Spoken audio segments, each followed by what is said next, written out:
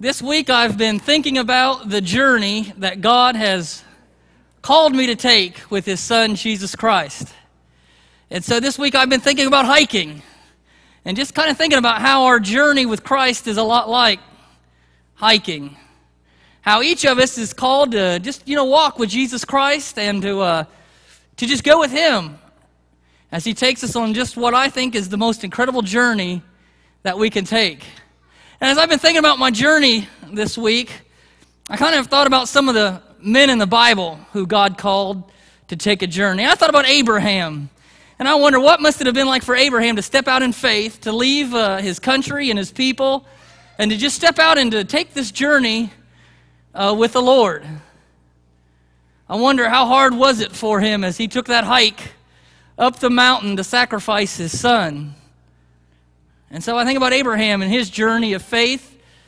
I think about Joseph and his journey of faith. Joseph didn't really want to take a hike. He didn't want to go on a journey. Joseph wanted to stay home with Daddy and be his favorite and dream a lot of dreams.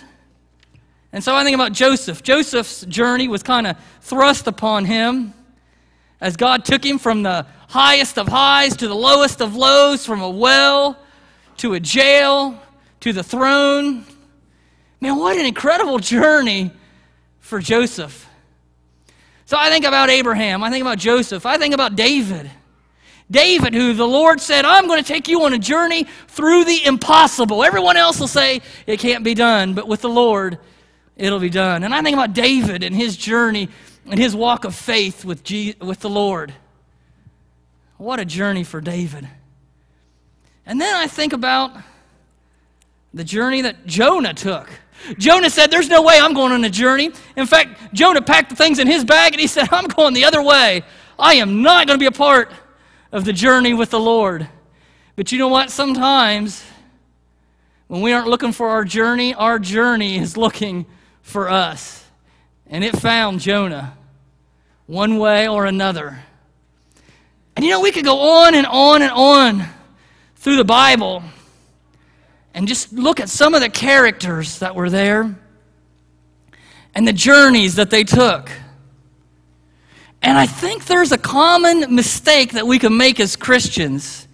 We could sometimes forget that these aren't just characters in a book, that these are real people who were stepping out and walking in faith on a real journey, serving the same awesome God that we serve. They're real.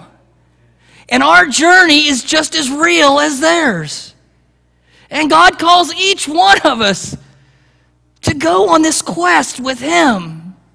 And there's a couple things that we can't forget as we journey with the Lord. The first one is this: we don't journey alone. Isn't it wonderful to know that as we hike through this world, as we take our journey, we're not just going on our own. We're not just out there trying to find our own way. But there is one who goes with us. We don't journey alone. There's a second thing that I realize. Not only do we not go on this journey alone, we've got a destination. We're not just out, going through the woods, just goofing off. We have a destination on this journey. Our destination is heaven. And as God's people, He says, come and be a part of this journey and wait till you see where I'm going to take you. Heaven waits for us. And so this morning, I want us to think about our journey, how the Lord has called us to go on it, where He's taking us, and what He's doing in our lives. Hebrews kind of says it best. Hebrews talks about all the great cloud of witnesses, all the people we read about in the Bible who took incredible journeys. Hebrews says, therefore, since we are surrounded by this great cloud of witnesses, let us throw off everything that keeps us and holds us back, and the sin that so easily entangles us, and let us run with perseverance the course that has been marked for us. Go on the journey, is what Hebrews says. Get rid of everything that holds you back and holds you down. Why do you do that? Because you've seen how God has taken men and women in Scripture on this great journey, and He calls us to journey with him. And he says, let us fix our eyes on Jesus Christ, the author and perfecter of our faith, who for the joy set before him endured the cross. And so today we're going to just think about the journey.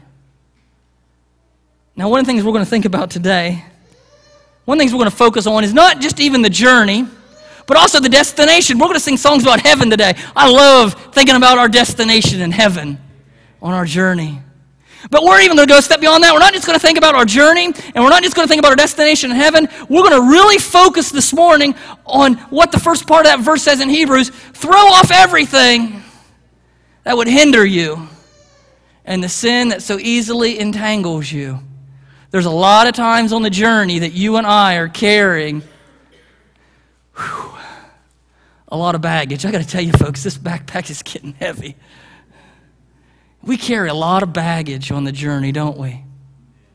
And there's times where we just want to say, Lord, man, I don't know how much farther I can go. But you know, that's the way the journey is. Sometimes we are working and we are just going through difficulties and challenges and it's painful. But then all of a sudden we look around and we realize I'm on the mountaintop.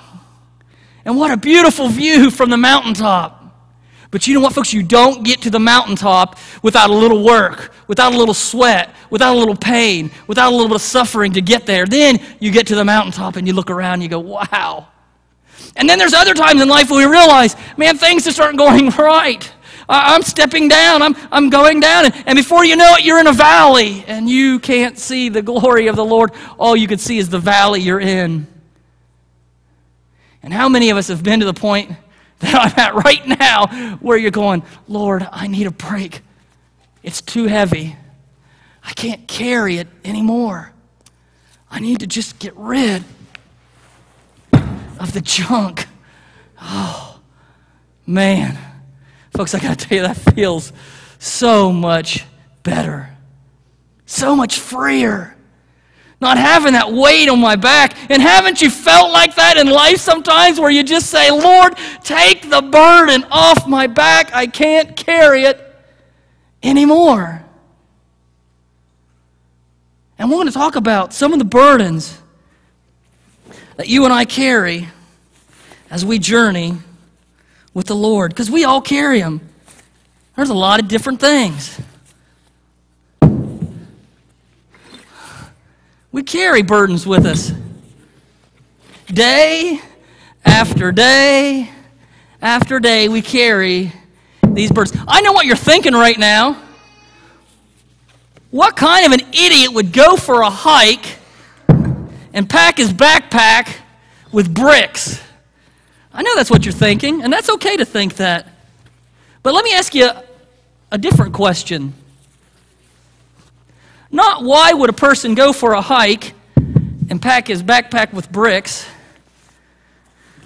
but why would a child of God journey through life with bricks in their backpack when the Lord has said, I have come and I have bore it all on the cross so that you don't have to carry it?